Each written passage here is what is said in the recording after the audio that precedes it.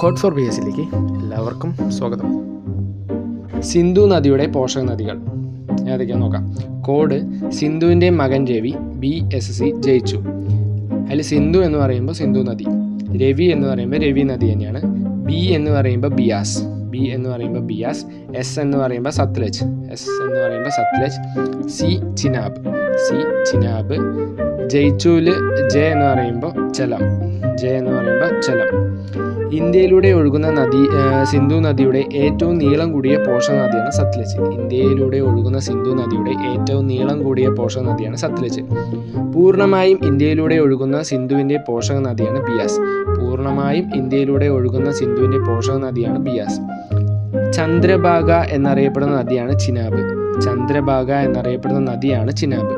കാശ്മീരിലെ ബൂളാർ തടാകത്തിലേക്ക് ഒഴുകിയെത്തുന്ന നദിയാണ് ചലം. ലാഹോറിലെ നദി എന്നറിയപ്പെടുന്നത് രവി. സിന്ധു നദിയുടെ പോഷക നദികളിൽ ഏറ്റവും തെക്ക് ഭാഗത്തായി ഒഴുകുന്ന നദിയാണ്